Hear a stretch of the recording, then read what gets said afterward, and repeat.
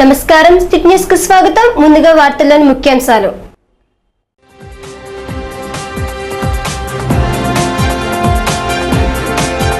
జంగారెడ్డి సిఐగా బాధ్యత స్వీకరించిన మురళీ రామకృష్ణ అసంఖ్యాక కార్యకలాపాలు నిర్వహిస్తే చర్యలు తప్పవన్న సిఐ.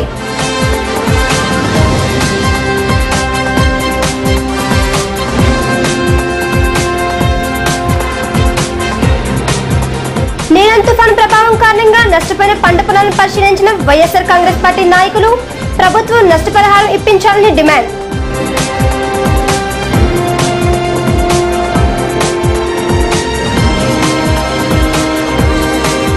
ఎరువులు కావాల్సిన పామాయిల్ రైతులు ఉద్యానవన శాఖ కార్యాలయంలో సంప్రదించాలంటున్న Jangareddy field officer.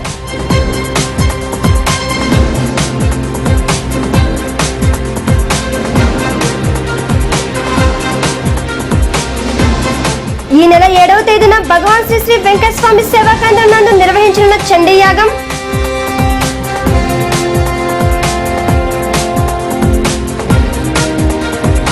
జంగారెడ్డిగూడెంలోని Polavaram MC నందు ధాన్యం కొనుగోలు కేంద్రాన్ని ప్రారంభించిన వ్యవసాయ మార్కెట్ చైర్మన్ జెట్టి గురునాథరావు.